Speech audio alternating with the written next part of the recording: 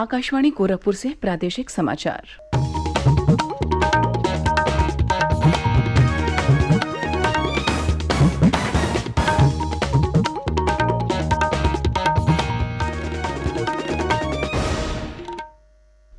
नमस्कार। समाचार बुलेटिन के साथ में शिवानी अरोरा। पहले मुख्य समाचार। मुख्यमंत्री योगी आदित्यनाथ ने गौतम बुद्ध नगर, अमरोहा और हापुड़ जनपदों में कई विकास परियोजनाओं का लोकार्पण और शिलान्यास किया। कहा, प्रदेश में आज है सुरक्षा और भय मुक्त माहौल। केंद्रीय सूचना और प्रसारण मंत्री अनुराग सिंह ठाकुर कल भाजपा के केंद्रीय चुनाव दल के साथ प्रदेश के दौरे पर लखनऊ पहुंचे। केंद्र सरकार ने उच्चतम न्यायालय को बताया कि राष्ट्रीय आपदा प्रबंधन प्राधिकरण ने कोरोना से जान गंवाने वालों के परिजनों को 50-50 हजार रुपए की अनुग्रह राशि देने की अनुशंसा की है। और प्रदेश सरकार ने अखिल भारतीय अखाड़ा परिषद के अध्यक्ष महंत नरेंद्र गिरि की मृत्यु की सीबीआई जांच की संस्तुति की। स्वतंत्रता के 75 वर्ष पूरे होने के उपलक्ष्य में आज़ादी का अमृत महोत्सव के अंतर्गत सरकार अनेक गतिविधियों का आयोजन कर रही है। इसी क्रम में प्रादेशिक समाचार एकांश आकाशवाणी गोरखपुर ने विशेष प्रश्नोत्तरी की शुरुआत की है।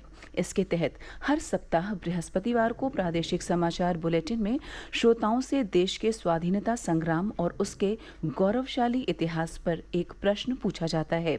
श्रोता अपने उत्तर ईमेल आईडी air.news.gkp@gmail.com पर भेज सकते हैं। सबसे पहले सही जवाब देने वाले को विजेता माना जाएगा और उसके नाम की घोषणा अगले दिन शुक्रवार को समाचार बुलेटिन में की जाएगी।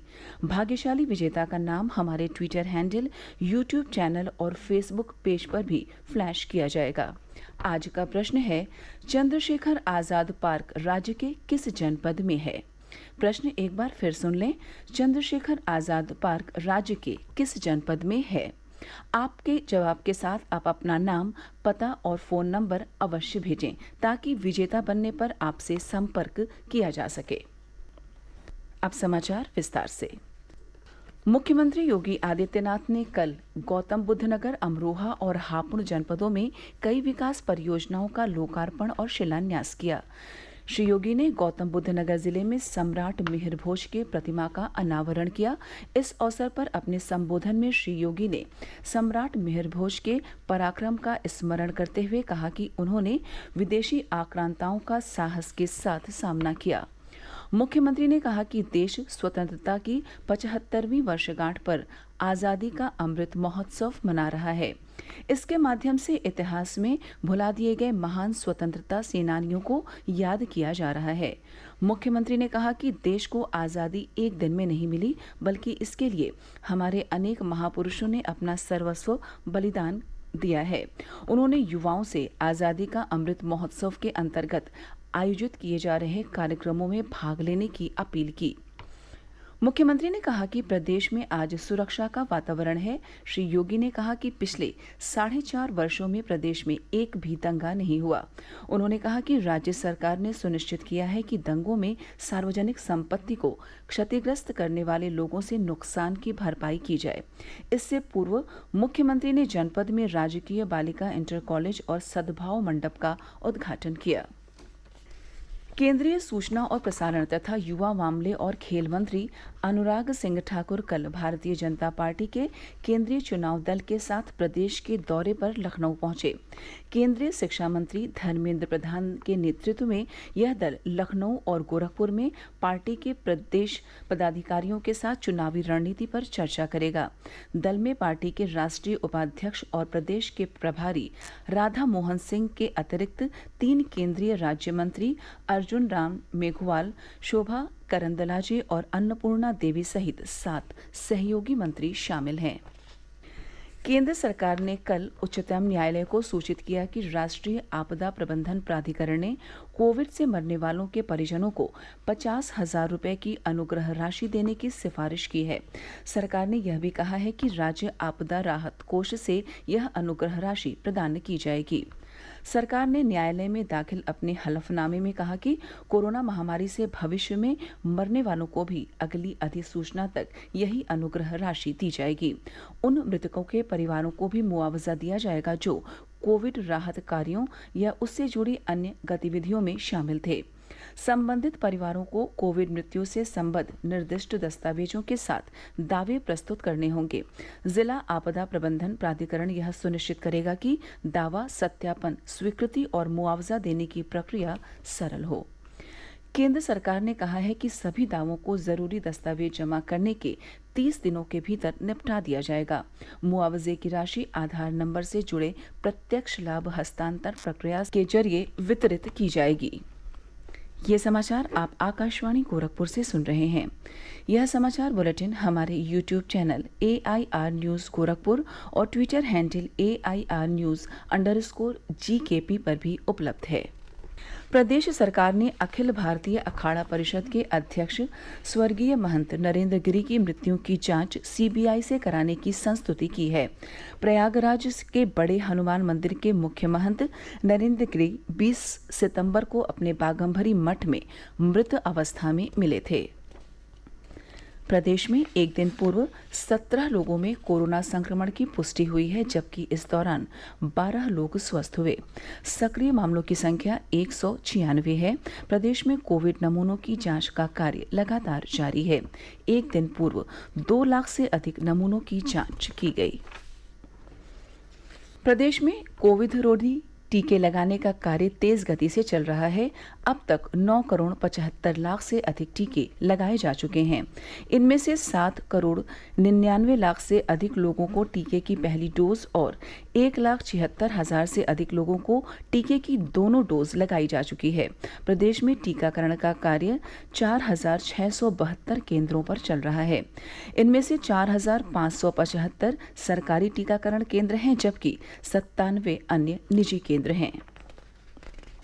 प्रदेश में आतंकवाद रोधी दस्ते ATS ने मुजफ्फरनगर निवासी मौलाना कलीम सिद्दीकी को गिरफ्तार किया है। यह गिरफ्तारी धर्मांतरण मामले में इस वर्ष 20 जून को ATS द्वारा की गई कार्रवाई के सिलसिले में की गई है। ATS का कहना है कि मौलाना कलीम सिद्दीकी के ट्रस्ट को विदेशों से 3 करोड़ रुपए मिले, जिनमें से 1.5 करोड़ रुपए बहरीन से मिले थे। इस मामले की जांच के लिए ATS की 6 टीमों का गठन किया गया है। केंद्रीय स्वास्थ्य मंत्रालय ने लोगों से त्योहार के मौसम में सतर्कता बरतने को कहा है, ताकि कोविड के मामले न बढ़ें। ट्विटर पर कोविड चर्चा के दौरान मंत्रालय में संयुक्त सचिव लव अग्रवाल ने कहा कि देश में अगले 3 महीने बहुत ही संवेदनशील हैं और इस दौरान किसी भी तरह की कोई ढिलाई नहीं बरती जानी चाहिए। उन्होंने लोगों से कोविड के नियमों का पालन करते हुए त्योहार मनाने की अपील की। प्रधानमंत्री नरेंद्र मोदी आगामी रविवार को आकाशवाणी से मन की बात कार्यक्रम में अपने विचार साझा करेंगे। यह इस मासिक रेडियो कार्यक्रम की 81वीं कड़ी होगी। लोग नमो ऐप या MyGov ओपन फोरम पर अपने विचार दे सकते हैं।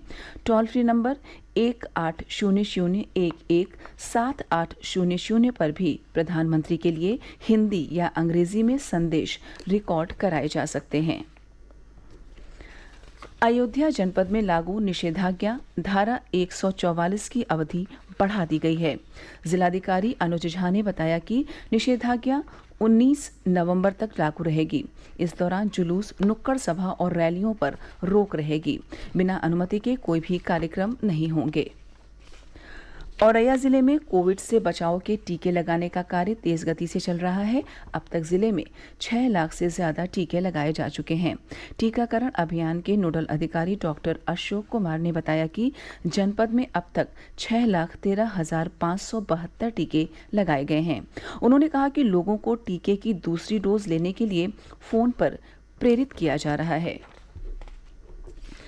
प्रदेश के कई जनपदों में पिछले 24 घंटों के दौरान मध्यम से तेज वर्षा दर्ज की गई। बरेली, संभल, हापुड़, मेरठ सहित कई जनपदों में वर्षा के कारण निचले स्थानों पर पानी भर जाने से लोगों को बेहद परेशानी का सामना करना पड़ा।